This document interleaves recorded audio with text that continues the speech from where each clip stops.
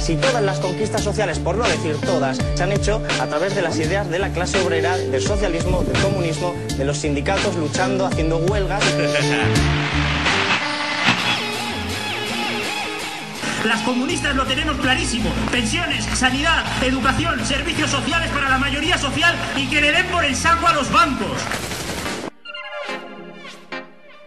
Hay que decir que no es momento de pacto social, porque sus intereses y los nuestros son irreconciliables. Ahora es momento de lucha. Tenemos que expropiar a los expropiadores.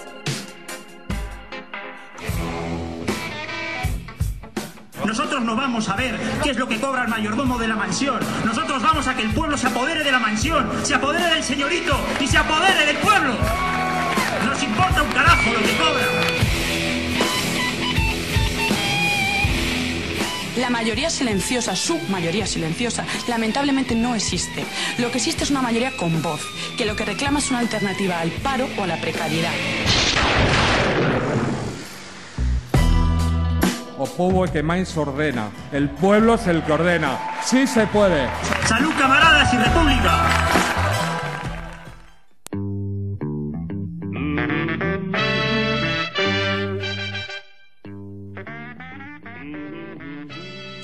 Bueno, bienvenidos al programa ya 95 de Iskra Radio. Hoy vamos a hablar de cultura y nos vamos a preguntar sobre el esnovismo.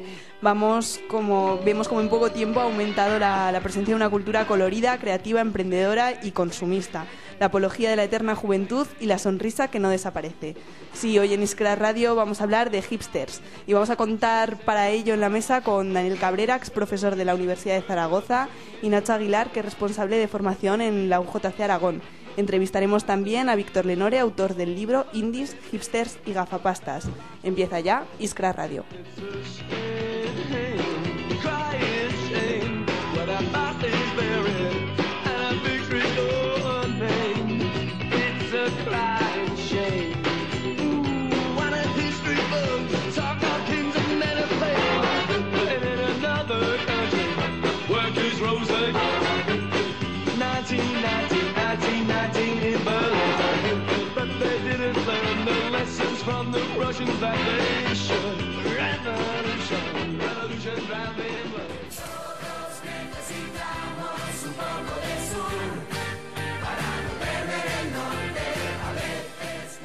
Hipsters, modernos, gafapastas, ¿qué son realmente?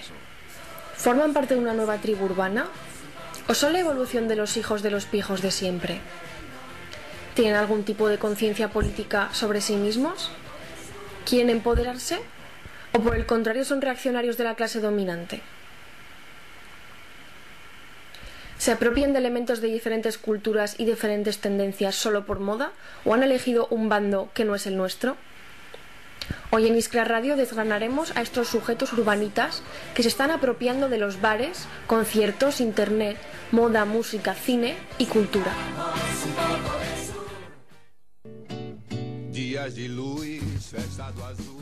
Bueno, y tal día como hoy, un 3 de noviembre de 1957, la Unión Soviética ponía en órbita el Sputnik con la perra Laika a bordo. Lo recordamos en efemérides. La palabra...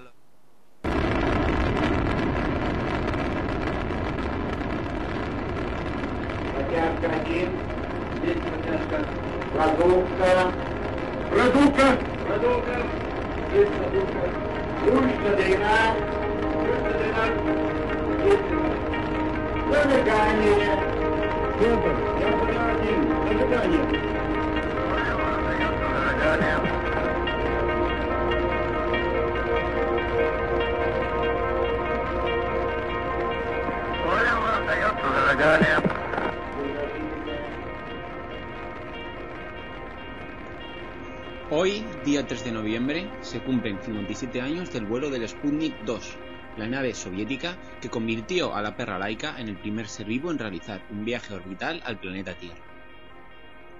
Sucedió un mes después de que el Sputnik 1 se convirtiera, el 4 de octubre de 1957, en el primer satélite artificial en conseguir orbitar el planeta Tierra.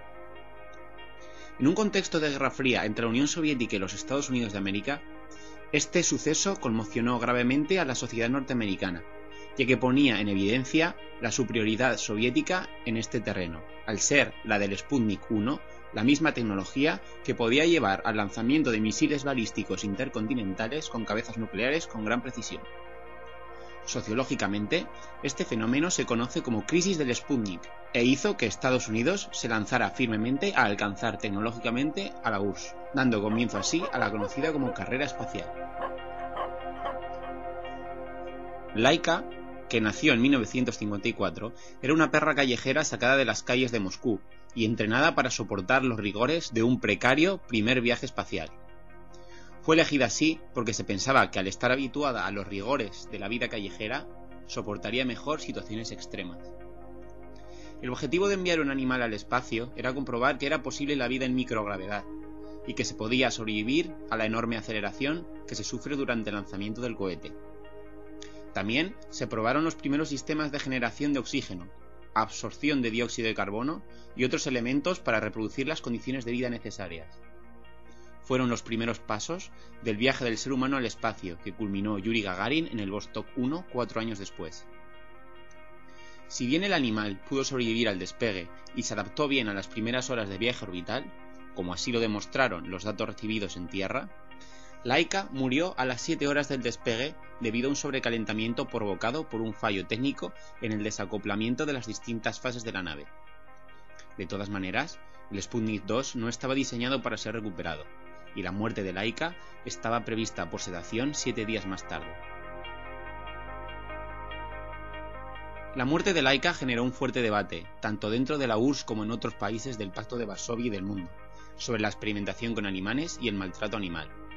Sobre todo, se criticó al programa del Sputnik 2 por la precipitación con la que se realizó, y que no contemplara la recuperación de Laika con vida.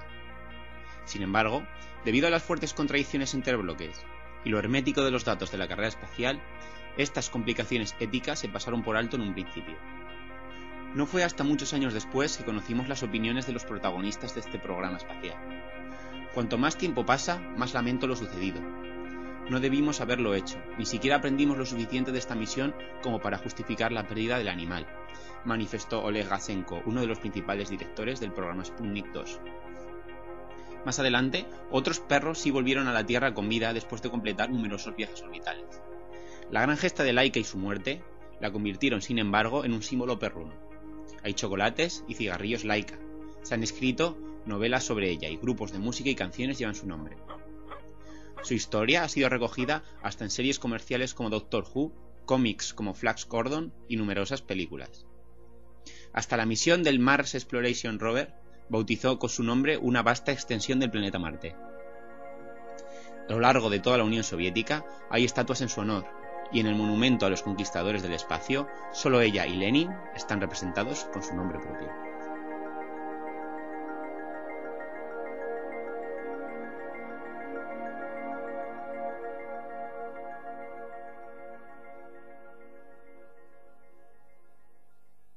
La palabra loewe siempre la asocio yo al love.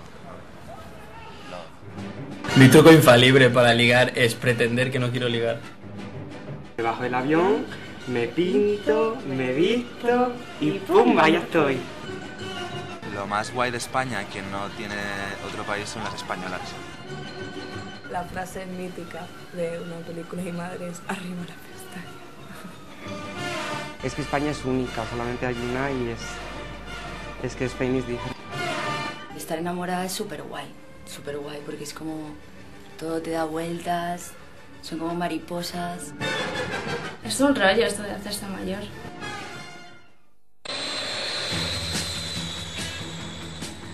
Bueno, pues empezamos ya con la mesa de hoy. Tenemos aquí a Daniel Cabrera, es doctor en comunicación y profesor de la Universidad de Zaragoza. Buenas noches, Daniel. Hola, buenas noches.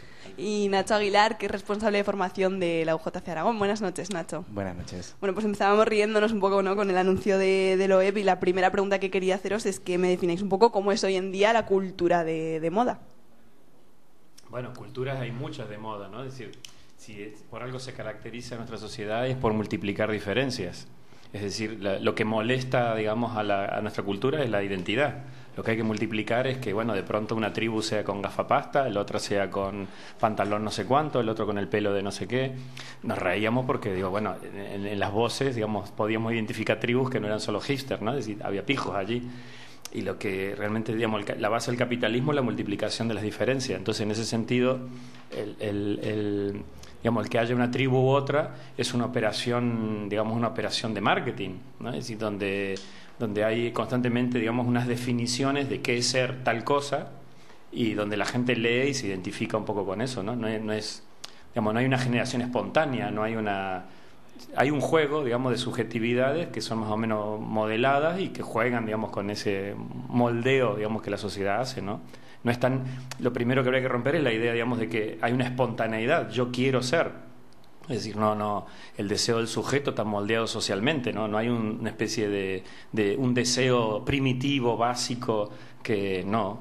Habrá un deseo primitivo y básico de alimentarse, de reproducirse, pero los modos con que se concretan estos deseos son modos sociales, ¿no? Entonces, lo primero que hay que romper es con el mito, digamos, de una especie de deseo de sí, porque yo soy así, porque, bueno, de pronto me vino la inspiración y entonces mi amigo y yo y mi amiga y...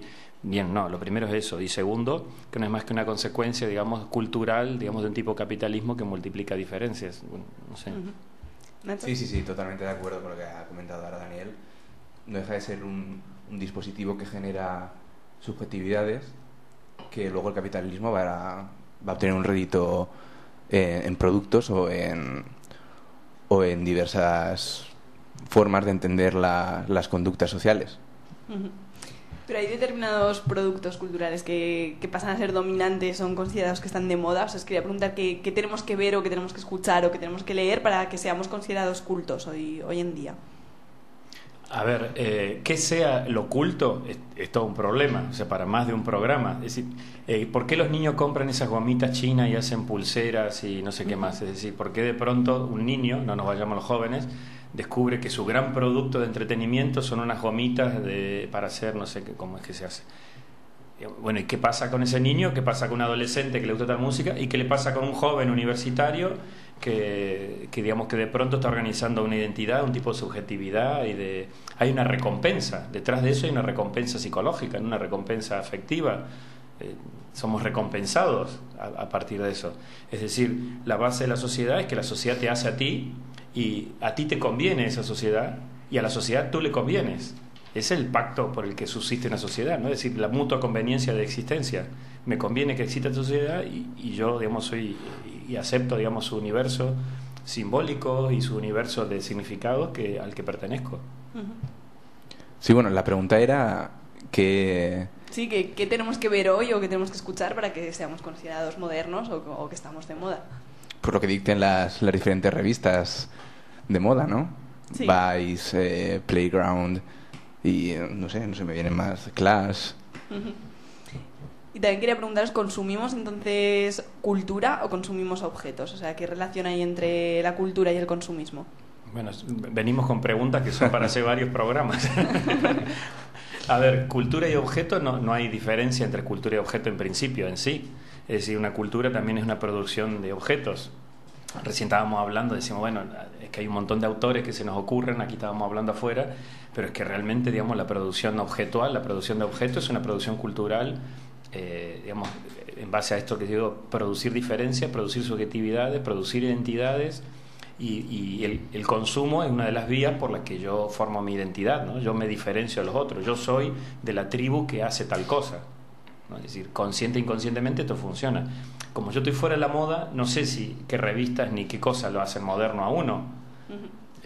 Digo, yo uso camisetas blancas de 2 euros hace ya 20 o 30 años y uso un vaquero de oferta de 15 euros hace no sé cuántos años, entonces no podría decirlo, pero sí uno ve que las modas van cambiando y que se van identificando y además hay una especie de regreso de antiguos, porque en el caso del hipster además estamos hablando de un regreso de determinada fisonomía y determinadas apariencias que ya existieron en otra época, ¿no? Es decir, pero todos consumimos, aún cuando digo que no consumo, es mi forma de distinguirme. Es decir, si yo digo que consumo camisetas blancas de 2 euros, es mi forma de distinguirme. Es decir, hay una base por la que nos distinguimos, porque es parte de nuestra identidad, nuestra parte, y hay otra parte, digamos, en que el modo social en que se produce eso, ¿no? No sé. Cuando Daniela perdón, cuando Daniela ha comentado que esto era un regreso a los beats, imagino que estarías haciendo alusión, me ha venido a la cabeza la típica frase de Marx de la historia se repite dos veces, primero como tragedia y luego como farsa. Pues se podía aplicar a la moda. Pero sí, respondiéndote a lo que comentabas sobre si era un producto cultural, pues sí, en cierto modo sí, claro, es un producto efímero, no es algo material. Ya me vienen a la cabeza pues reflexiones de algunos sociólogos que hablaban de objetos, es decir, objetos, productos en este caso, que se subjetivizan a la vez que el sujeto se objetiviza usándolos. Es decir, tú expresas tu interior en base a demostrar que tienes tal objeto, una especie de fetichismo deformado. Claro, porque en esa línea os preguntaba, ¿no? ¿Se consume o se compra un vinilo porque se quiere escuchar esa música y lo que te pueda aportar, o se consume para tenerlo en la estantería y que tus amigos vean que está ahí? ¿No? Era un poco qué papel juega esta segunda parte, probablemente tiene las dos, pero qué papel juega esta segunda parte. Sí, yo lo que no quisiera caer es en la demonización. Es decir, recién en la presentación decían, bueno, sí, son de los dominados, son de los dominantes, son de los... Yo no tengo tan claro que un análisis crítico, digamos, pueda distinguir en la sociedad, digamos, unos niveles de eso. Sí, si dominado se refiere al 2-3%, digamos, que tiene el 80 o el 90% de ingreso de un país, lo tengo claro. Pero estamos hablando aquí, digamos, de gente cuyos padres probablemente se esfuercen por llegar a fin de mes. Estamos hablando de gente que a lo mejor tenga un sueldo, que esté soñando con algún día ser milerista. Con lo cual, digo, estamos hablando desde el punto de vista, digamos, de una definición de clases de gente, entre comillas, normal, es decir, que responde a la norma de la mayoría. Por eso digo, la demonización de esto, ojo, ¿no? Es decir, ¿puede producirte escándalo? Sí, qué sé yo, como al conservador le puede producir escándalo que haya una chica con minifalda que muestre las piernas, o que haya un gay que admita públicamente que es gay. Es decir, no siempre el escándalo produce, digamos, un conocimiento del otro, ¿no? Es decir, tampoco caer en la ingenuidad de, bueno, todo es válido, ¿no? Es decir, una actitud me parece posmoderna, pero lo que no quisiera yo personalmente, digo, cada uno es caer en una especie de demonización de esta situación, ¿no? Yo creo que responde, digamos, a la dinámica cultural, por lo menos, digamos, desde la Segunda Guerra Mundial en adelante, por lo menos, ¿no? Cuando digamos, la moda se convierte en el indicador, la moda me refiero a la moda de objetos y a la moda de ropa, se convierte en un indicador, digamos, de generaciones. Es decir, viene la generación de la maxifalda, la minifalda, el bikini, el triquini, el no sé qué, los nini, los generación X, y hoy en día hipster, ¿no?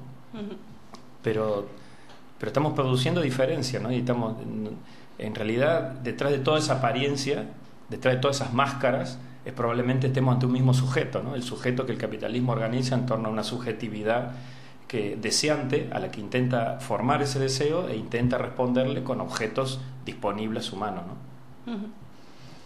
Sí, bueno,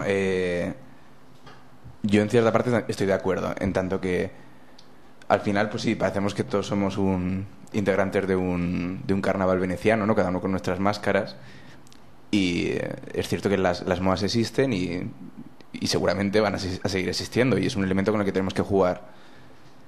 El problema no está tanto en las modas, sino en la particularidad de los valores que el mercado intenta transmitir a través de esta nueva moda denominada hipster, ¿no? Ese narcisismo, individualismo que condiciona mucho en nuestro caso la práctica política y el acercamiento a los jóvenes de nuestra generación. O sea que ya tenemos una mediación con la que luchar.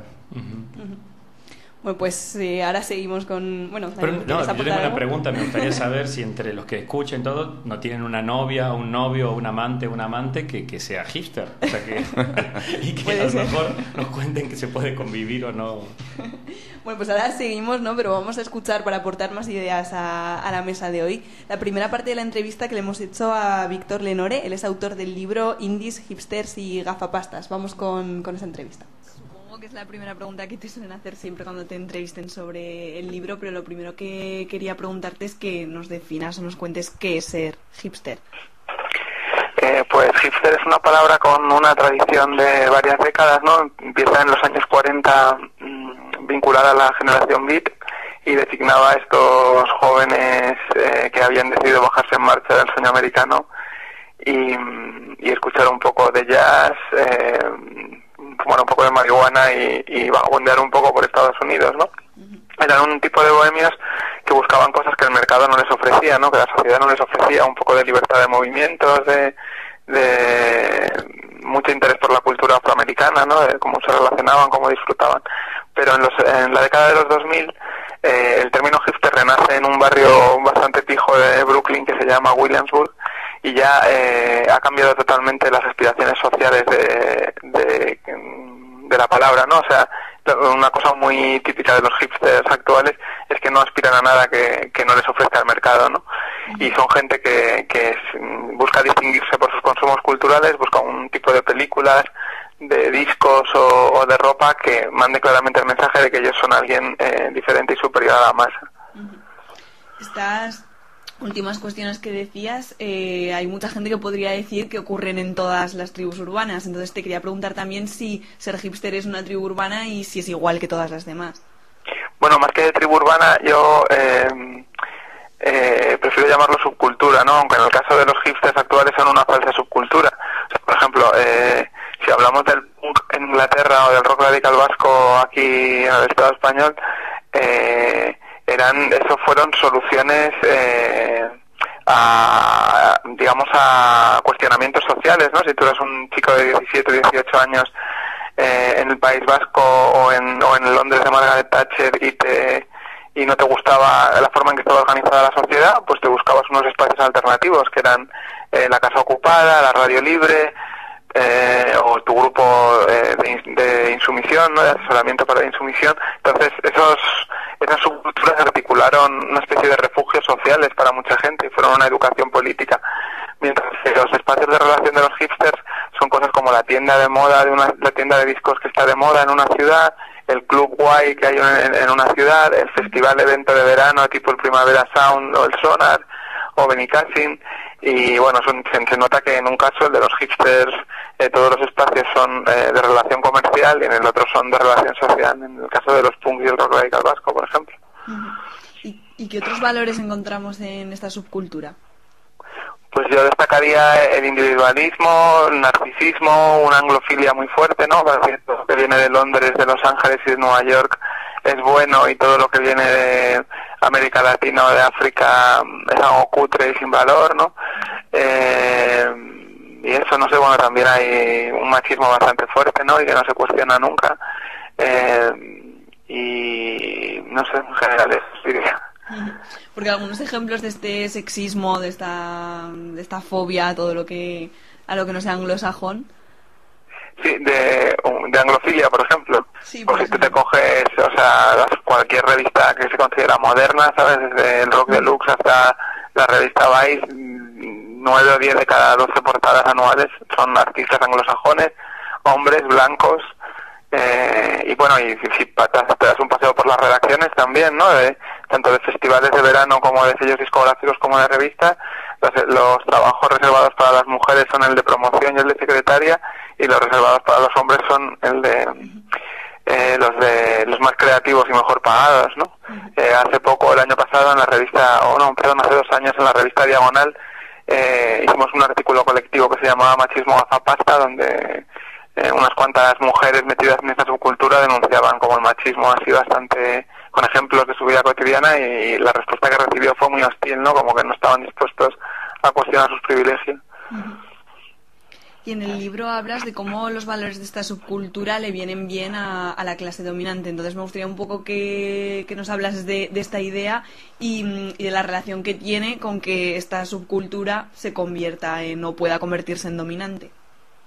Bueno, pues mira, que es dominante es una cosa bastante sencilla de ver, porque por ejemplo, últimamente la reina Leticia está acusando un montón de eventos hipsters, ¿no? A ver al humorista Miguel Noguera, a Los Planetas, a Ilsa, Super Submarina, que son grupos hipsters así de moda, ¿no? Y en cuestión de valores, ¿por qué les viene bien, no? O sea, el indie y el hipsterismo en España es el reflejo social de los años del PP y del PSOE, ¿no? Lo que la gente cercana a quien se me llama el PP-PSOE. O sea, antes, en los años 70, por ejemplo, muchos padres decían a sus hijos, si lo que quieres, si quieres defender tus derechos en el mercado laboral, lo que tienes que hacer es apuntarte a un sindicato y defender de manera colectiva con tus compañeros, ¿no? A partir de los 80 se pone de moda entre la clase media y los aspirantes a clase media mandar a tus hijos a estudiar a Londres inglés y que vuelvan, y en vez de una solución colectiva como un sindicato, la solución es como cultivarte tú para ser más competitivo en el mercado laboral, ¿no? Yo fui uno de esos chicos que mandaban a Inglaterra también un par de veces a aprender inglés, ¿no? Y volvías con las revistas de moda, el Musical Express, con los últimos grupos, y te sentías así como el más guay de la clase, ¿no? Y de ese sentimiento nació en parte pues todo el público de la cultura indie, que luego se transformó en la cultura hipster.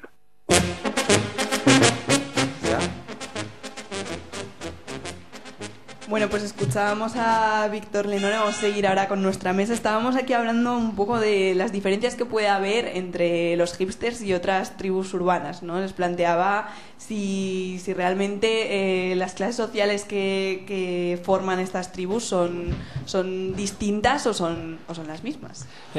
Recién decía, Nacho tenía razón, digamos que efectivamente hay tribus que son más solidarias y menos solidarias. Eso uno, digamos, entre los diversos valores que uno puede considerar de una tribu es, por ejemplo, si tiene vocación de reconocimiento del otro.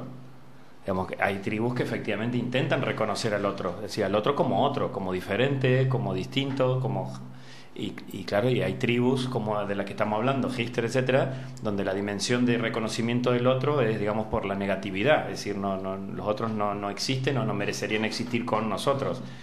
En eso sí estoy de acuerdo, ¿no? Que un poco lo que planteabas antes de que empezar la entrevista, ¿no? Uh-huh.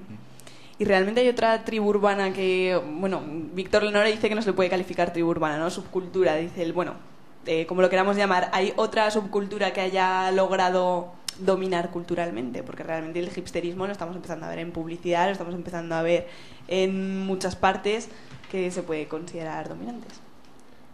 A ver, lo de dominante, no sé, yo recuerdo, digamos, en cada sociedad hay posiciones dominantes. Es decir, yo recuerdo los emo, digamos, la posición que ocupaban en México, digamos, era una posición realmente importante porque conectaba con la cultura de la muerte, la cultura, digamos, precolombina, etcétera. Es decir, había ahí una situación.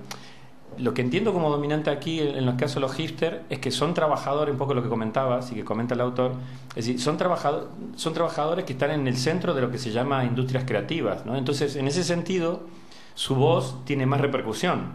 Es decir, trabajan en empresas de diseño, trabajan en empresas de comunicación, trabajan en agencias de publicidad.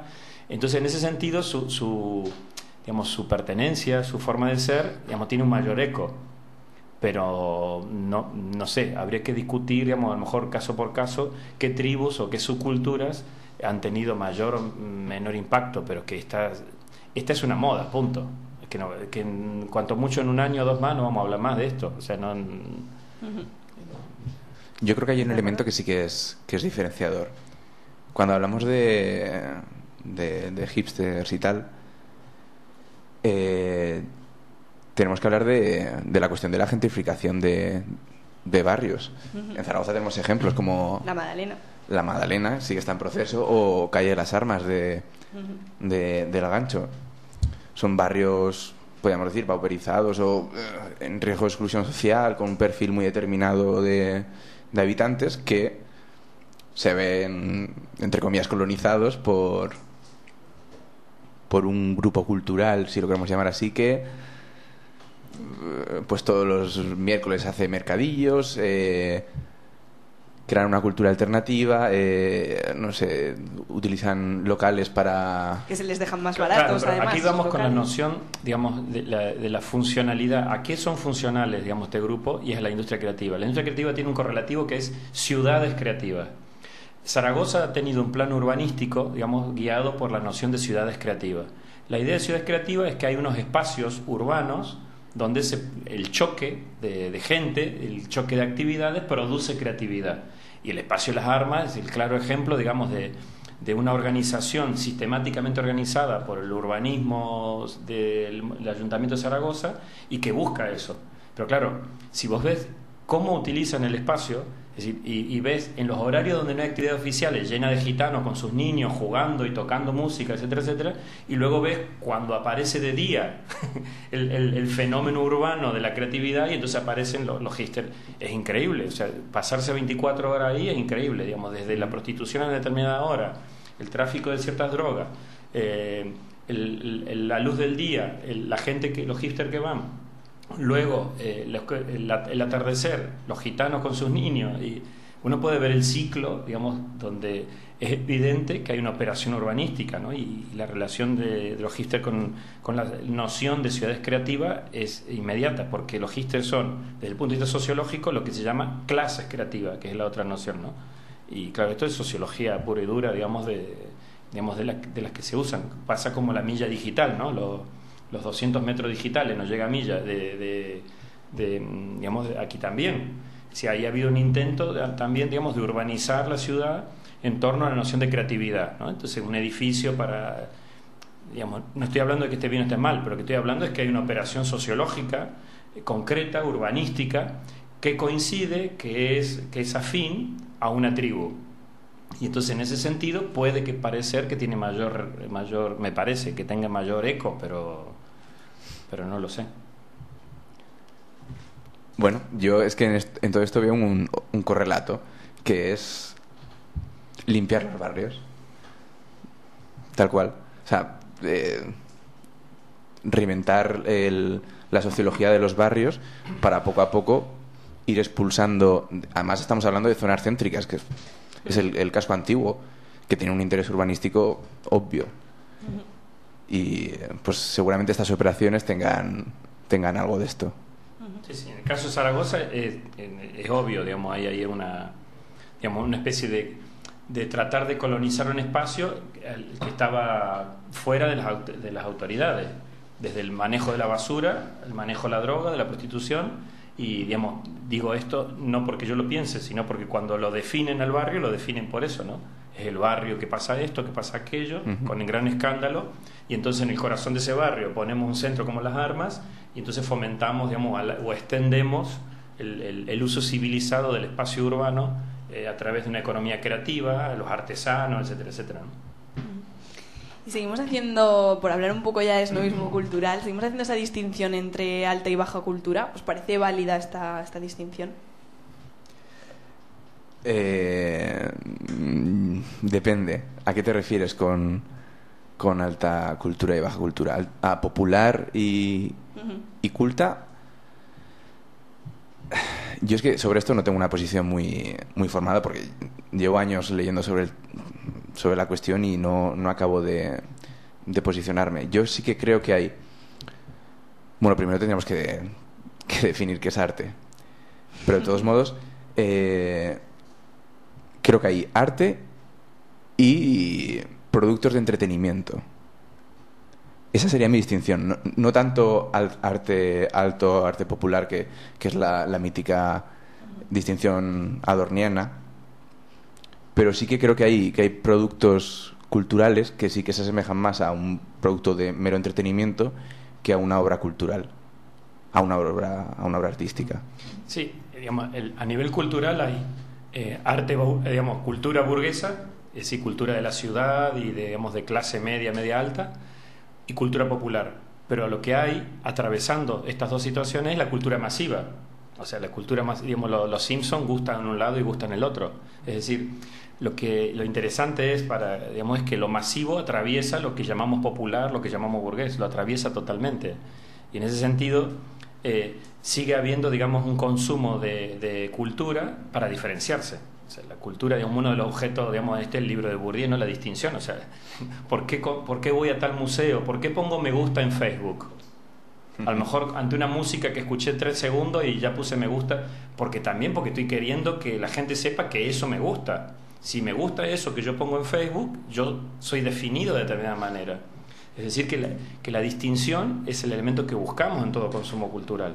Pero evidentemente, digamos, el consumo burgués es diferente al consumo popular, pero lo popular lo atraviesa todo, ¿eh? Lo popular atraviesa todo. Pero claro, si uno analiza las muestras de los museos, verá de qué manera, digamos, la cultura oficial asume elementos de la cultura popular, digamos, atravesada por lo masivo. En inglés, cultura popular y cultura masiva se confunden, pero bueno, nosotros en español podemos, porque digo, si se leen varias de las traducciones de los libros de lo que hemos estado hablando, verán que dice cultura popular, en realidad se está refiriendo a la cultura masiva, de la televisión, del cine, de la industria cultural en general, ¿no? Claro, pero ¿con qué criterio decimos que es arte y que no? O sea, existen, no sé, criterios científicos para decir qué es valioso, qué es más valioso que otra cosa, qué es arte, qué es entretenimiento, qué... Hombre, criterios científicos no, pero existen diferentes teorías que se pelean entre ellas, ¿no? Esperamos algo así como un criterio científico, obviamente no. Bueno, no hay criterio científico en lo humano, ¿no? O sea, eso estoy de acuerdo, ¿no? No hay nada... Pero, ¿qué diferenciar arte o no arte? Justamente ese es el problema del siglo XX-XXI que hemos heredado, ¿no? La distinción entre lo bello y lo feo, digamos, un problema estético de fondo. O sea, tal vez, digamos, citando a Adorno que decías, digamos, justamente lo que no se ha podido hacer cargo en la cultura de masas nos ha hecho cargo, digamos, del primitivismo, ¿no? Es decir, de un Picasso que ve, digamos, en las estatuas africanas, no ve lo bueno o lo malo, ve el surgimiento de lo radicalmente básico, del instinto, ¿no? Y por eso él es cogido por esa fuerza, ¿no? Y esa es la fuerza que intenta domesticar la cultura de masa, ¿no? Que no aparezca lo primitivo, que no aparezca lo básico, que es en definitiva lo estético, lo bello. Pero claro, esto también llevaría a otra discusión tremenda, ¿no? No sé, yo le preguntaría a los hipsters qué es arte y qué no es arte. Bueno, pues vamos a escuchar ahora la canción Mira una moderna y después... ¿Me dicen que no? ¿Otra canción? Bueno, después vamos a hacer una pausa para música y después escucharemos la segunda parte de la entrevista de Víctor Lenore, donde le hemos preguntado también sobre estas cuestiones que estábamos debatiendo. Le hemos preguntado por qué es mejor consumir un producto de David Lynch que Gran Hermano, por ejemplo. Escuchamos esa canción y a continuación la entrevista.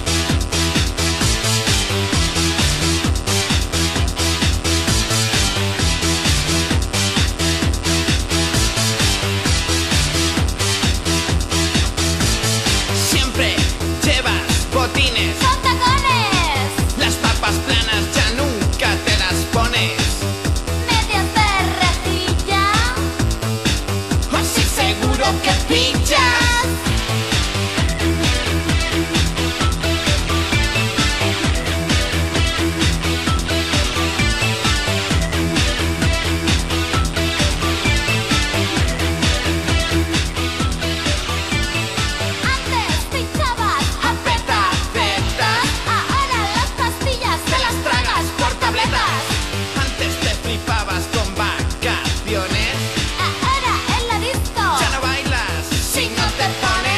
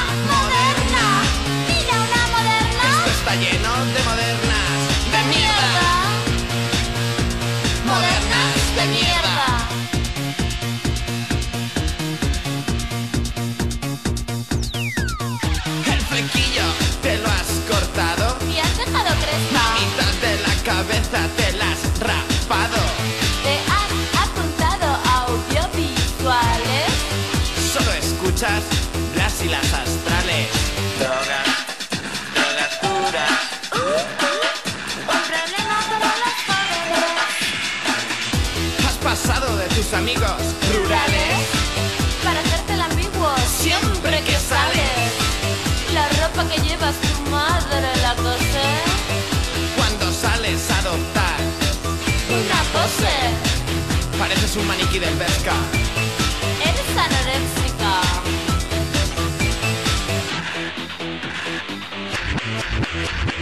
Mira una moderna, mira una moderna, mira una moderna, mira una moderna, mira una moderna, mira una moderna, mira una moderna. Esto está lleno de modernas de mierda,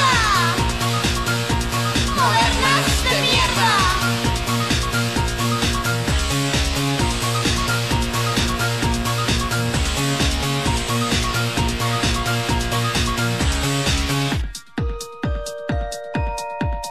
Cuando tengas la duda entre ir a Zara o a Mango, optarás.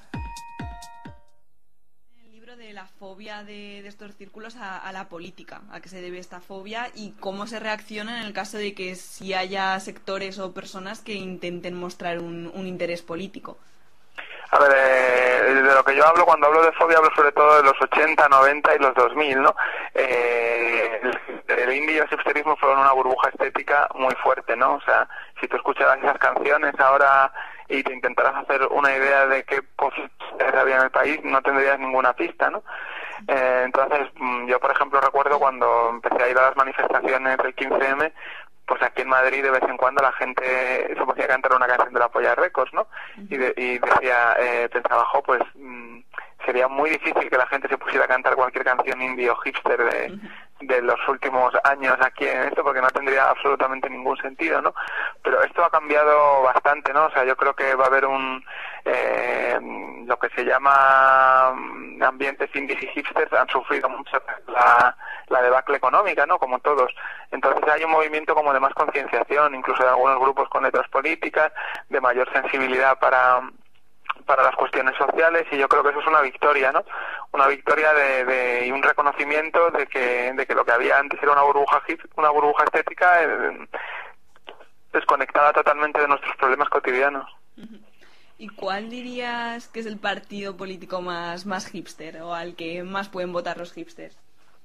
Pues yo creo que gracias a su apertura y su inteligencia política Podemos va a recoger un montón de votos hipsters, ¿no? Porque ha hecho cosas que a mí me parecen muy inteligentes, como renunciar a significantes que causan rechazo a alguna gente, como izquierda, ¿no? En vez de hablar de izquierda, pues hablan de igualitarismo, ¿no? Son un partido muy inclusivo o están en esa fase de inclusión de todo el mundo y han usado otros ejes, ¿no? En vez de usar izquierda y derecha, usan un eje que es jóvenes contra mayores, ¿no? Quiero decir, lo nuevo contra lo viejo. Y también otro eje que es excluidos contra casta, ¿no? Entonces, claro, cuando eres las industrias creativas, que es donde se mueven los hipsters, han sufrido mucho, ¿no? Los recortes, los despidos, hay muchísima precariedad, todos los trabajos son por obra, o sea, esta es como una situación siempre muy muy al límite, ¿no? Entonces, yo creo que pueden sintonizar con con Podemos y que pueden sumarse a un cambio que obviamente este país necesita. Y hablas en el libro del hipsterismo de izquierdas. ¿En qué consiste esto? Sí, pues es un mecanismo parecido al hipsterismo de derecha, digamos, pero que no se basa tanto en la ropa y en los discos como, por ejemplo, en citar a determinados pensadores, ¿no? Hay mucha gente relacionada con la izquierda, con los movimientos sociales, con las casas ocupadas en Madrid, que parece que le gustan los pensadores cuanto más como no sé cómo decirlo, impenetrables, mejor, ¿no? Tony Negri, una persona que si te lees muchos de sus textos, pues son incomprensibles para cualquiera que no haya estudiado filosofía y sociología, ¿no? Y llevan ese rasgo, lo llevan como una distinción, ¿no? Decir, no, es que si no entiendes a Tony Negri no puedes hablar de política, o voy a hablar de Tony Negri aunque la gente a la que tenga que convencer o a la que tenga que sumarme no vaya a entender nada. Entonces me parece absurdo, ¿no? Otro signo de distinción. O sea, esa es otra cosa que ha hecho muy bien Podemos, ¿no? Intentar basar su argumentario en conceptos que pueda entender cualquier persona, ¿no? Porque estás intentando sumar a gente a tu cambio político. Y, por ejemplo, yo tengo muchos amigos de izquierda que cuando, cercanos a los movimientos sociales o autónomos, bueno, cada uno se llama como quiere, que cuando salió Podemos empezaban a reír de la ropa de Pablo Iglesias, ¿no? Que era una ropa muy vulgar, o de que tenía unos gustos culturales muy vulgares, ¿no? Creo que en Podemos gusta mucho Sabina, Silvio Rodríguez, algo así, cosas que se consideran antiguas, ¿no? Entre cierta gente que está muy atenta al mundo musical. O hubo críticas al uso de la canción de Luis Llach, La Estaca, en el cierre del Congreso de Podemos, ¿no? Y digo, oye, pues a mí La Estaca me parece una elección muy acertada, ¿no? En el sentido de que está diciendo que vivimos una situación muy parecida al franquismo, como de autoritarismo y de poca democracia, y que encima conecta a generaciones mayores con otras más jóvenes, ¿no? Entonces, creo que son signos de distinción que no sirven para nada más que no sirven para fomentar la empatía, sino para crear separaciones artificiales. Y te quería preguntar también, ¿es mejor, no sé, es mejor por ver algo de David Lynch, por ejemplo, que lo nombras bastante en el libro, sí, que ver Gran Hermano? ¿Que si es peor ver David Lynch o Gran Hermano? Claro, ¿qué es mejor? ¿Nos hace mejores ver una cosa u otra o realmente no tiene importancia? No. A ver, yo creo que no es mejor ver una cosa que otra, ¿no? Pero lo que creo, normalmente la gente que ve Gran Hermano no está presumiendo en la oficina de que ve Gran Hermano y que tiene un gran nivel cultural por ver Gran Hermano, ¿no? Al revés, hay gente que lo esconde, o hay gente que dice, mira qué petarda soy, que estoy viendo, me pasé ayer toda la noche viendo Gran Hermano. En cambio, los fans de David Lynch sí que tienen cierta sensación de superioridad cultural, ¿no? Y a mí eso me parece una cosa un poco alucinante, ¿no? Porque tampoco creo yo que haga falta una cultura especial para descifrar a David Lynch, ¿no? Por ejemplo, me acuerdo que en los 90 Twin Peaks era una serie que se emitía en Telecinco, ¿no? O sea, tampoco es que ni tengas un gran nivel cultural ni que hayas tenido que buscar muchísimo para encontrarlo ni nada, ¿no? ¿Que me acuesto con él? Pero seguro me lo merezco. Sí que me lo merezco. Que digan lo que quieran las de contabilidad. Vas a caer, guapito. Voy a hacerlo. Vamos. Tú déjate llevar. Sí, vale, es mi jefe. ¿Y qué? Que sea mi jefe, bueno, pues casualidades. Sin prejuicios, oye. ¿Vosotros os casáis? Pues yo me voy a Tailandia. Y me enrollaré con un surfista buenorro. Bueno, no, mi sueño. Un buzo cachas. O con los dos. Sí, un trío. Bueno, pues eso, pero irse a Tailandia es un poco hipster, les estaba comentando. Bueno, siguiendo con el debate que estábamos teniendo, os quería preguntar, escuchábamos ahora a Víctor Lenore acabando la entrevista a hablar sobre lo de Gran Hermano y David Lynch, y os quería preguntar si son siempre estos productos culturales que son considerados de calidad realmente buenos. Bueno, no sé qué quiere decir buenos. Es decir, si quiere decir que no te hace mal el cerebro, bueno, algunos sí, algunos no. Pero de nuevo estamos con lo que recién comentabas, digamos, respecto de qué criterio utilizamos, ¿no? Es decir, la mayoría de la gente no analiza el criterio con que algo le gusta. Digamos, anda por la vida cultural, digamos, diciendo me gusta, no me gusta y punto. Y en la conversación con los amigos va definiendo algún tipo de criterio, pero no se especializa, no lee poco, etcétera, etcétera. Salvo, digamos, aquellos que son más reflexivos y entonces tienen algún tipo de idea, pero no sé si es bueno o malo. La distinción entre bueno y malo, digamos, es de por sí. La pregunta por lo bueno o lo malo en la cultura ya es una pregunta, digamos, que supone una especie de reflexividad, de conciencia de lo cultural, ¿no?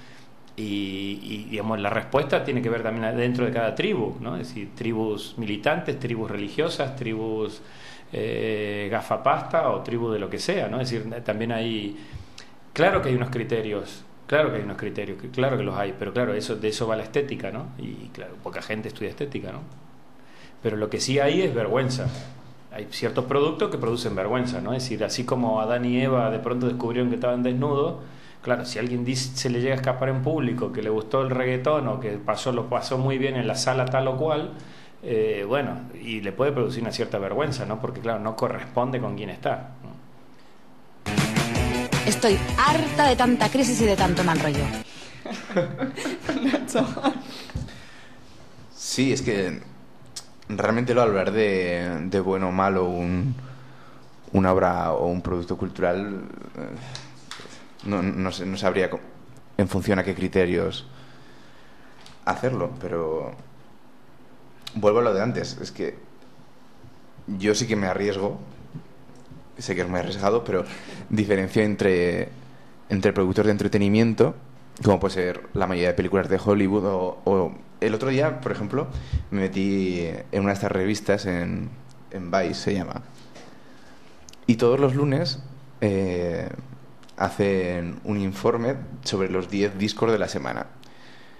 Escuché una canción de cada disco y el resultado fue los mismos intervalos, las mismas cadencias, el mismo ritmo, incluso las mismas voces. Parecía todo formar parte del mismo disco. Entonces hay productos que se enfocan desde esa industria cultural a un determinado público muy concreto, que realmente no sabría si establecerlo como obra de entretenimiento, obra artística, pero vamos, que eso no es un juicio valorativo, que aunque fuesen obras de entretenimiento no quiere decir que sean malas. Vale, y otra pregunta que os quería hacer es un poco rara, pero me gustaría saber si vosotros habéis reflexionado sobre esto, es si hoy, gracias a la cultura hipster, se puede ser considerado culto sin leer. Porque yo veo muchas cosas de los hipsters de cine, de música, pero de libros oigo poco. Entonces, no sé qué opináis. Alba, estás muy enfadada con los hipsters. No, yo creo que aquí tenemos la jefa del comando anti-hipster. No, por favor, no. Hace mucho que la gente no lee y habla de... La mayoría de tribus no leen. Claro, pero se consideran cultos, o sea, es la cuestión, sí, se consideran los más cultos. Pero todo eso viene, digamos, del arte moderno y de la pérdida, digamos, de un canon estético. O sea, es mucho anterior a los hipster la idea de que todo es cultura. Es cultura. Y entonces, de pronto, digamos, si todo es cultura, tal como además cualquiera que haya estudiado antropología, filosofía, no sé qué, siempre hay algún lugar donde hay una serie de autores donde dicen, bueno, todo es cultura. Bueno, si todo es cultura, de ahí a que todo sea arte, hay un pequeño paso, que algunos lo hacen, ¿no? Y ese pequeño paso marca la diferencia. Y entonces, ¿por qué no ser culto si yo consumo música y todo? ¿Por qué tiene que ser leer? Hoy, cuando las nuevas tecnologías, con 140 caracteres, puedo expresar una emoción, no sé qué, ¿por qué tengo que leer? ¿Por qué tengo que leer más de 140 caracteres? Es decir, la propia tecnología hoy nos pone en una situación donde la lectura es considerada algo viejo. Y entonces, en ese sentido, leerte 3 páginas, si las noticias se lee un párrafo y ya te parece que has leído 2 libros, ¿no? Es decir, quiero decir con esto, no es un problema del fenómeno hipster, es un momento cultural en donde la lectura parece no corresponder con la experiencia cultural que tiene la mayoría de la gente, que es que con pequeños titulares, pequeñas bajadas, pequeñas frases, es suficiente. Y es más, un vídeo son unos pocos segundos, es decir, antes hablábamos de un minuto de vídeo, un vídeo tiene que tener 10 segundos. Es decir, una frase 140 caracteres. Es decir, estamos ante una tendencia cultural que supera a los hipsters. Los hipsters simplemente es lo que coge esto que está en el ambiente y dice, no leo porque me basta con la música, me basta con el teatro, con los conciertos, no sé. Sí, de hecho en tu propia pregunta ya se ve la intencionalidad, porque consideras el hecho de ser culto con una liturgia muy concreta, que es la de leer libros. No va por ahí. A ver, la cuestión es, en serio, no me quiero meter a debatir, pero la cuestión es que cuando yo he estado en círculos, debate. en los círculos hipster, veo que se habla mucho de cine. ¿En los círculos? Sí. Bueno. Estoy harta de tanta crisis y de tanto mal rollo. Bueno, lo ha dicho Víctor Lenore, ¿no? Ha dicho que Podemos del partido hipster, lo podemos decir nosotros también. Que eso, que se habla mucho de cine, se habla mucho de música, pero yo echo de menos que se hable de literatura. Es algo que de verdad me llama la atención. O sea, claro que es muy viejo la tendencia a dejar de leer, pero que el círculo, la subcultura que se considera culta y que se considera superior culturalmente a los demás, porque yo creo que eso sí que ocurre en los hipsters, ¿no? No lee, o por lo menos no presume de leer, y eso pues creo que es algo que choca. Sobre esto, a modo de anécdota, el mismo día que me metí en la revista esta, en Vice, había otro artículo, igual estoy dando mucha publicidad, pero bueno, había otro artículo que daba razones para no leer a Proust, ¿qué más? Bueno, para no leer Madame Bovary, y bueno, había una lista impresionante de purga de libros de la literatura, de libros sobrevalorados que no tienen ningún tipo de interés cultural para nadie. Claro, no vayas a saber más que el tipo que escribe el artículo, es que al final... Sí, pero digamos, a ver, yo entiendo que significa... Una cosa es no leer, y otra cosa es promoción de la no lectura. Y yo entiendo yo me río, pero entiendo tu animadversión ante la promoción de la no lectura como un acto cultural. Ahí sí lo entiendo perfectamente. Es decir, da igual que leas en un dispositivo electrónico, que leas en un PDF o que leas en papel, digamos, de lo que estamos hablando es del valor cultural que tiene, digamos, la lectura de obras, digamos, que son evidentemente arte y que tiene que ver con la literatura y que tiene que ver con la autocomprensión del ser humano como ser humano. En eso tienes toda la razón, ¿no? Es decir, realmente, así como antes decíamos, si uno de sus valores es no comprender al otro, es decir, no ser solidario, estoy en contra. Si otro de sus valores es promover la no lectura, estoy en contra, claro. Pero claro, yo, o sea, Alba, que es la jefa del comando anti-hipster, pero bueno. No quiero que quede esa sensación que no es así, no es así. Tengo que preguntar, yo qué sé, es el tema del programa.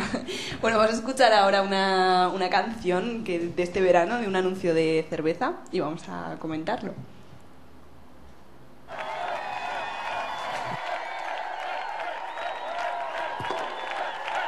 Bien. Gracias a todos por estar aquí. Ha sido un festival increíble. Que no hubiera sido posible sin mi hermano. Venga, sube. Bien. Muy bien. Y ahora, con todos nosotros...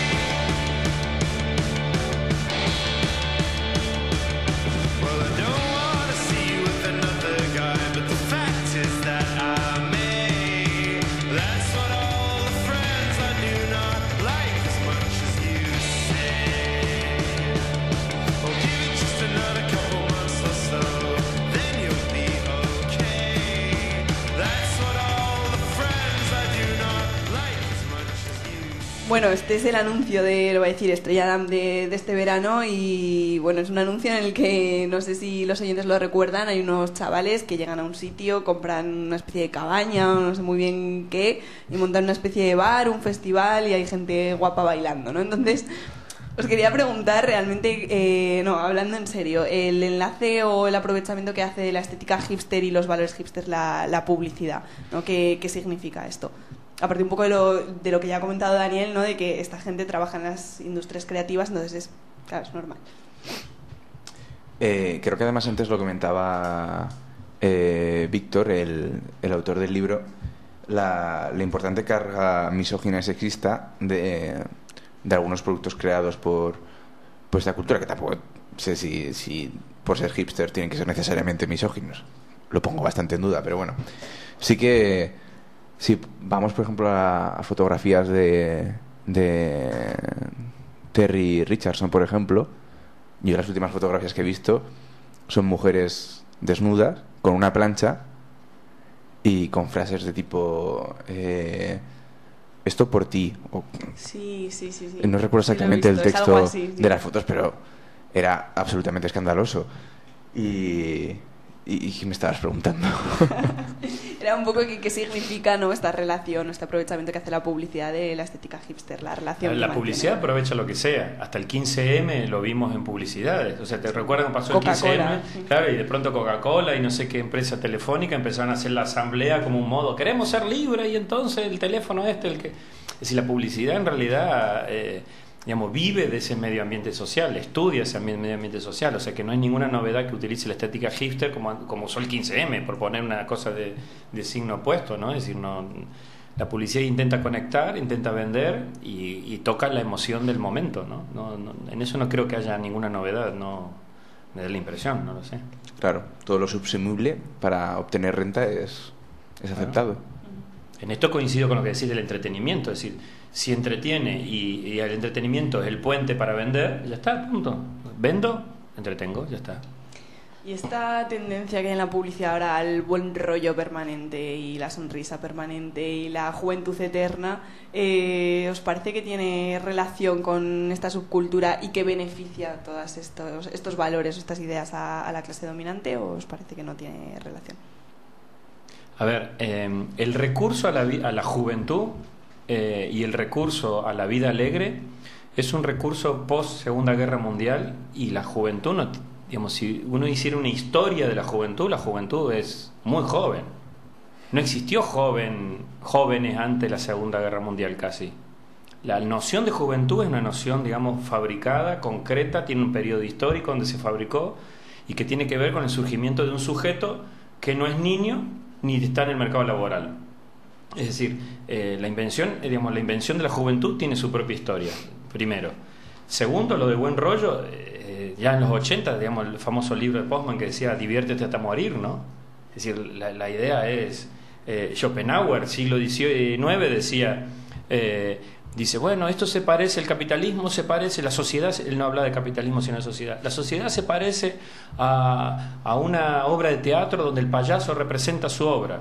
De pronto el payaso descubre que hay un fuego y dice, cuidado que hay fuego en la sala, y dice, todos se ríen y mueren calcinados, ¿no? Es decir, es divertirse, digamos, no hay una noción de diferencia entre la diversión y la tragedia que puede suceder, ¿no? No sé, yo por ejemplo he de reconocer que no soy consumidor habitual de publicidad, pero cuando... Sí es cierto ¿Seguro? Pero es cierto que hay un componente hedonista muy importante dentro del aura que rodea a la cultura hipster. Y bueno, de hecho a mí me viene, cuando estaba hablando Daniel, me viene a la cabeza parafraseando, destruyendo el libro de Oscar Wilde, que un hipster actualmente sería el Instagram de Dorian Gray, o sea, tal cual. Sí. Y quería comentar también con vosotros la fobia a la política de esta subcultura. ¿Qué os parece? A ver, la fobia a la política es un tema grave. Cuando digo grave, quiero decir es muy importante. La modalidad en que los hipsters tienen, digamos, en contra de la cultura está dentro de una modalidad general, digamos, de fobia a lo político. Pero es fobia a lo político porque es una fobia a una manera, digamos, a un tipo de discurso, a un tipo de postureo.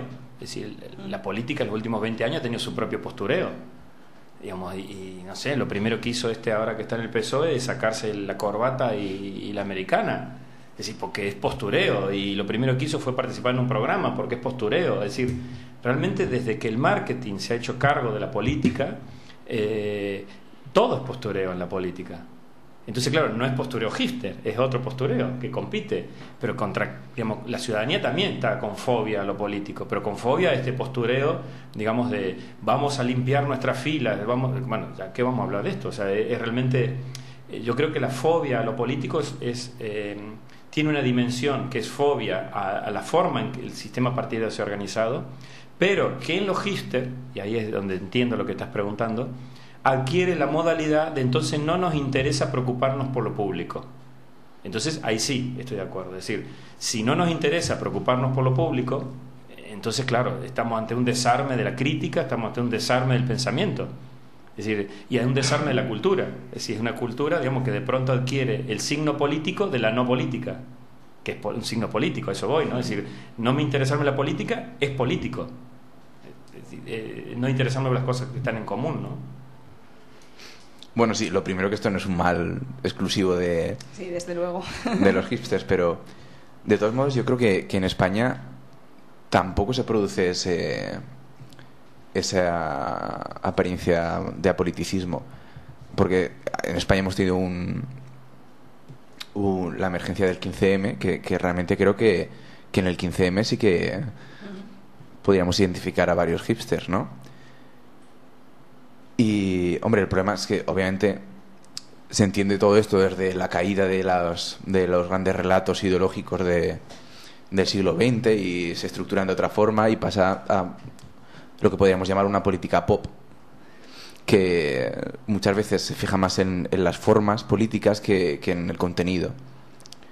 Y bueno, de hecho, ya no mola ir a una asamblea, a una manifestación, a tu asociación de vecinos. A lo que mola es hacer política a golpe de hashtag, con tu iPhone, en fin, estas cositas.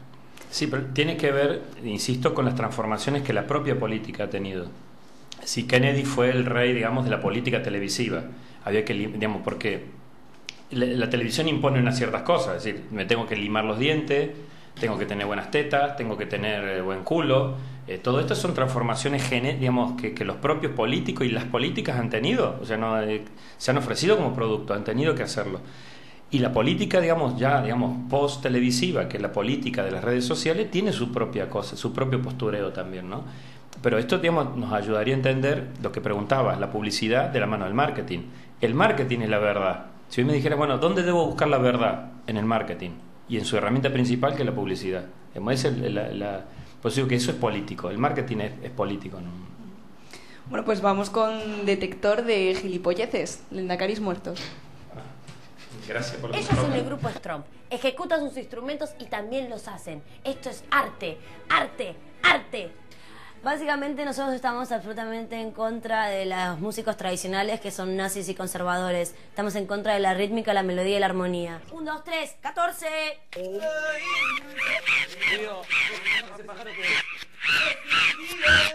Qué lejos está el arte de la repetición y el virtuosismo. Miren el caso de Andrés Queveda. Él es un artista que vive el segundo, está presente y hace música con lo que tiene, con lo que va sintiendo. ¿O no, Andrei? Hay un tipo filmando. Ahí está la cámara, atrás de su ojo. No puedo verlo. Es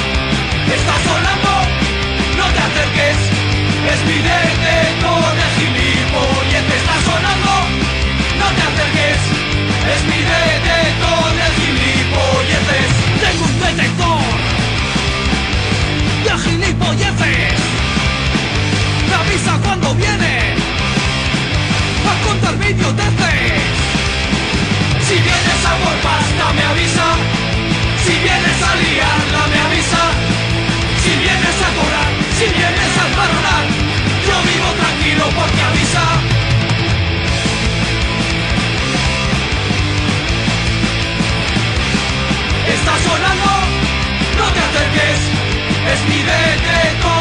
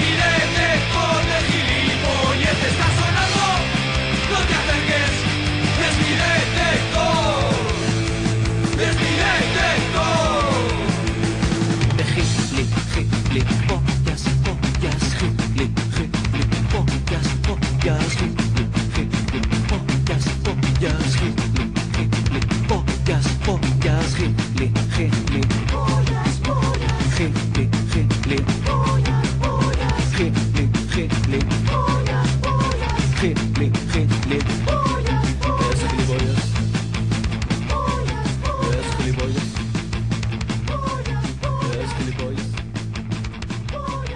Eres gilipollas.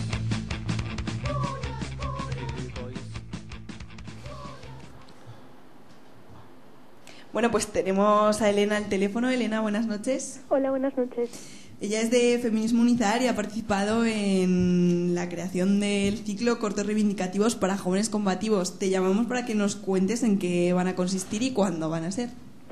Bueno, pues nada, que este fin de semana, tanto el viernes 7 como el sábado 8, se ha organizado pues eso, un ciclo de cortos que consiste fundamentalmente en la proyección de 3 cortos centrados en educación, que será el viernes 7 a las 7, y el sábado un corto de trabajo, y ya para finalizar un corto de feminismo. Y bueno, el objetivo era crear a raíz de esos cortos un debate para que todas las personas que quieran venir y que estén interesadas en estos temas y en expresar su opinión y en intercambiar posturas, pues puedan venir y expresarse libremente.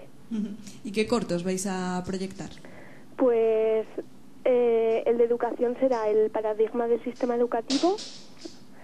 El sábado a las 6 será el de trabajo, que se llama La Pecera, y el de feminismo a las 7:30 de la tarde, que será Mayoría Oprimida. ¿Y quiénes estáis organizando estos ciclos? Pues estamos bastantes colectivos sociales y políticos. Está CEPA, JOC, Jóvenes de Comisiones Obreras, Unión de Juventudes Comunistas, el área de Juventud de Izquierda Unida, Juventud y nosotras mismas. ¿Y vosotras qué habéis preparado para este corto de feminismo? ¿Habéis pensado algunas líneas de debate o algún tema en especial que queréis tratar? Sí, pues la verdad que bueno, el corto da pie a hablar de ciertos temas que resultan bastante polémicos, como son, por ejemplo, todo el tema del acoso callejero, de los piropos, todo lo que está relacionado un poco con abusos sexuales. Entonces, bueno, intentaremos llevar el debate un poco por esas líneas. Bueno, pues Elena, eso es todo. Muchas gracias por atendernos esta noche. Vale, a vosotros. Venga, gracias. Hasta Adiós. luego. Bueno, pues eso, este viernes y sábado vamos a celebrar este ciclo de cortos. Os animamos a todos a pasaros. ¿Dónde es? Es en el Centro de Historias, es verdad, se nos ha olvidado preguntarlo, el Centro de Historias. Si os apetece participar, pues allí estaremos. Viernes y sábado en el Centro de Historia. Viernes y sábado en el Centro de Historia, sí. Y esos los temas, pues educación, trabajo y feminismo, que creo que son temas que importan a la juventud. ¿Importan a los hipsters también? ¿Creéis? No sé. ¿No? Pregúntales, no sé. Bueno, pues ahora vamos a ir con la sección de la redacción.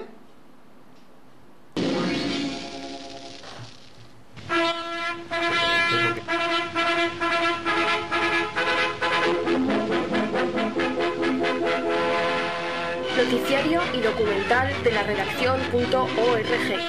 Prepárate para dejar de ser manipulado.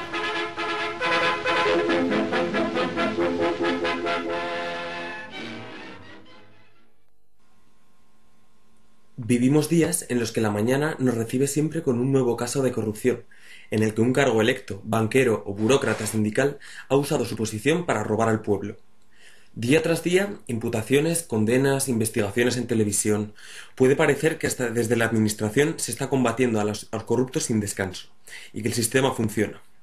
Ayer, en el objetivo de Ana Pastor, hablaron de este tema, y cada vez está más claro cómo quieren los medios de comunicación que nos tomemos la corrupción política, y también la política en general.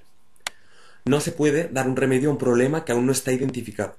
Y durante todo el programa, el análisis sobre la descomposición de nuestras instituciones fue totalmente superficial. Básicamente lo de siempre: mala gente que se cuela en partidos nobles o que se corrompen en el acto de toma de posesión. Y las preguntas que lanzaba Ana Pastor en las encuestas de la talla de esto: ¿cree usted que la mayoría de políticos son corruptos? Es una pregunta que a la vez despierta muchas otras preguntas, como ¿a qué te refieres con políticos? ¿A la gente que nutre las filas de los partidos o a determinados personajes con poder de gobierno? ¿De qué partidos estás hablando? ¿De verdad cualquier persona que pares por la calle puede decirte con seguridad que la mayoría de los políticos españoles roban, teniendo en cuenta que la gran mayoría ni siquiera cobran? Si tenemos en cuenta todos estos factores, un análisis correcto sería hablar de una élite, o casta, como está de moda. Pero no es tan fácil como tú eres casta, tú no. No hablamos de una élite fija de políticos encerrados en el Parlamento. Hablamos de tráfico de influencias y de puertas giratorias. Hablamos de relaciones de connivencia entre los dueños de la economía y los dueños de las sillas del Congreso. En un sistema en el que estas sillas representan el orden y la legitimidad, y los que se sientan en ellas son amiguitos de los poderosos, la corrupción no brota, lo envuelve todo. Y por otro lado está el doble rasero de los medios y de los personajes que los pueblan. Todos aprovechan cualquier momento para machacar al político, porque es lo que ahora pide la gente, pero a la hora de buscar soluciones, la mayoría lanzan el discurso de la desidia. Básicamente critican a los partidos, pero los presentan como entes superiores de la sociedad, que rigen o que pueden llegar a regir algún día nuestros destinos, alejándolos de la gente trabajadora que tiene un horario normal. Es un problema del sistema de partidos liberal. La pretendida objetividad de los medios no permite a estos implicarse o comprometerse con causas justas y presenta cada opción política con pinzas, salvando los momentos obvios de manipulación informativa a favor de PP o PSOE. Por tanto, no hablemos de implicar a la sociedad en su conjunto a participar activamente en política. Como conclusión, es que se sigue haciendo un espectáculo de la política en televisión, y se ve claramente con un análisis pobre de la corrupción, que casualmente entra en paradoja con un discurso de los medios que alejan a la gente de la política.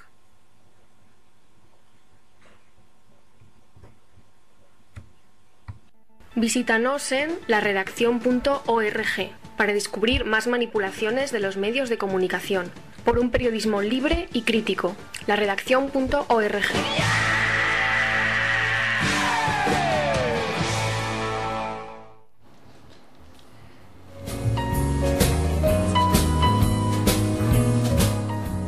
Iskra recomienda.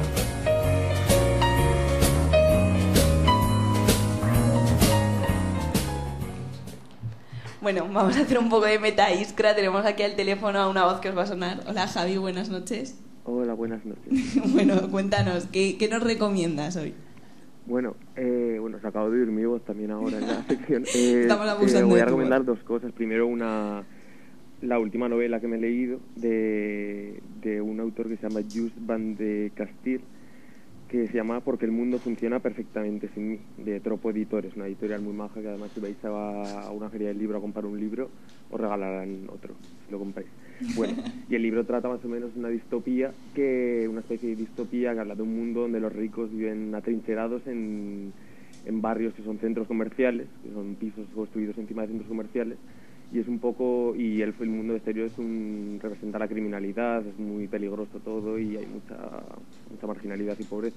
Y representa por un lado dos cosas. Por un lado, el centro comercial representa la seguridad, la estabilidad, donde vive la élite económica, el mundo del consumo masivo, y el mundo exterior representa pues eso, la pobreza. Y por otro lado también está el mundo, eso lo que he dicho realmente. Y bueno, la novela, eso realmente representa un poco una distopía en la que la seguridad representada por el mundo del consumo realmente. Uh-huh. Y por otro lado también el meta Iskra que decía, es anunciar un poco que Iskra va a evolucionar. Es un programa, quiero recomendar este programa porque es un programa de radio donde realmente se hablan de muchos temas.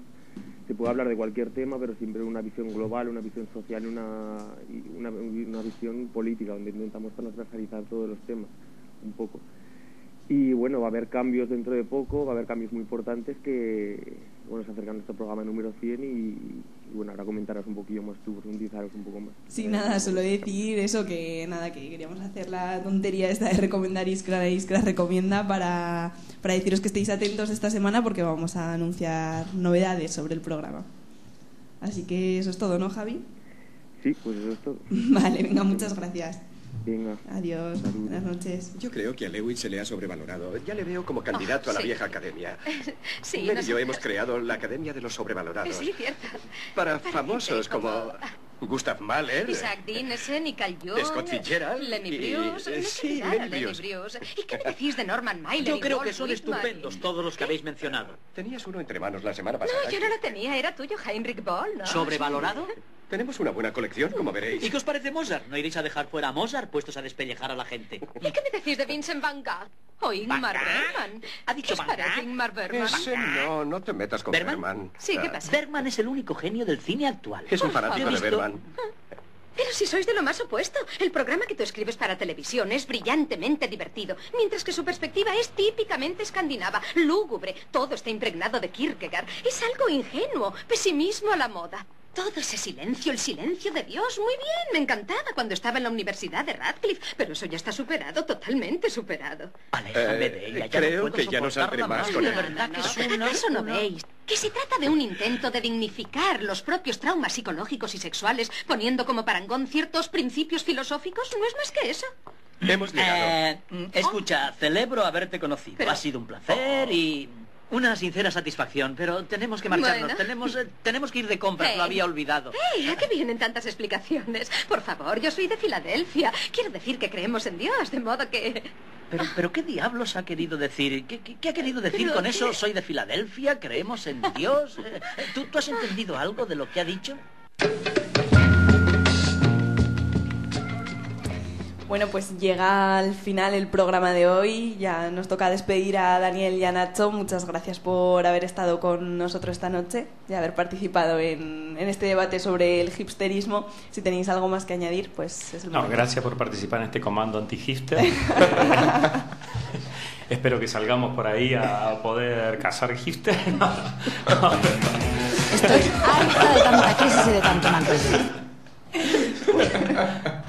Bueno, ya estamos en la reflexividad. Sí. No, en serio, gracias. Yo creo que realmente merece la pena tomar fenómenos concretos de la cultura para poder pensar, digamos, el fenómeno cultural en totalidad. Uh-huh. Yo creo que lo interesante del programa no es solo lo que se pueda o no haber dicho de los hipster, sino lo que se puede pensar respecto de la cultura, del momento cultural que estamos viviendo. Es decir, nunca será suficiente todo lo que podamos analizar de fenómenos culturales que nos permitan pensar nuestro momento. ¿Sí? ¿Qué caracteriza un pensamiento crítico en el sentido marxista del término? El poder ver la dimensión política de lo que aparentemente no es político. Y en ese sentido me parece que estoy muy contento de estar aquí. Gracias. Nacho. Sí, yo muy breve. Simplemente que no nos quedemos con el hecho de despreciar, porque muchas veces esto también se da, esta especie de elitismo también se suele dar en los círculos marxistas, que tendemos a despreciar muchas veces aspectos culturales. Pues que no nos quedemos con eso, que realmente las modas son un aspecto sociológico del mundo, bueno, de esta etapa concreta del capitalismo, que no vamos a poder modificar al menor de momento, que sepamos jugar con ellas, que seamos más distendidos en nuestras prácticas con ellas y aprovechemos esas modas. Walter Benjamin dice que la moda es el fenómeno por excelencia, digamos, del capitalismo contemporáneo. O sea que, digamos, analizar modas en el sentido filosófico del término es uno de los objetos de cualquier persona que quiera reflexionar sobre su época, ¿no? Bueno, pues con estas reflexiones nos despedimos. Superado ya el programa 95, volvemos pronto con el programa 96, en el que hablaremos sobre África. Buenas noches y gracias por escucharnos. Agur.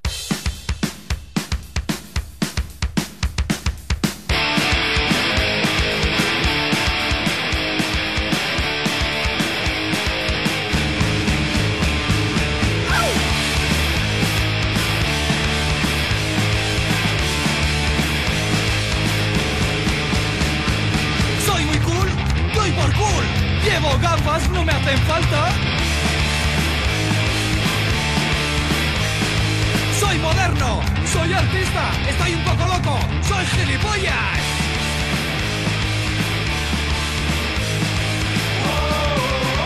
Gafas de pasta, con las de Rupert basta. Gafas de pasta, tienes ceguera mental.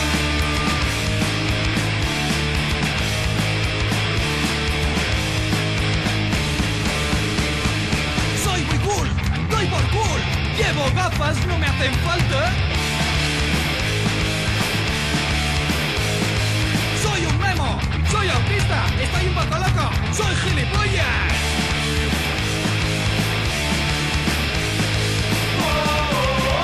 Gafas de pasta, bolas de Rupert Bastos. Gafas de pasta, tienes ceguera mental.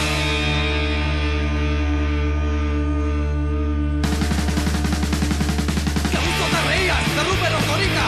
¿Quién te ha visto y quién te ve? ¡Qué gusto te reías de Rupert Ordóñiga! ¡Y de sus jodidas gafas! ¡Gafas de pasta! ¡Bolas de Rupert Bastos! ¡Gafas de pasta! ¡Tienes ceguera mental!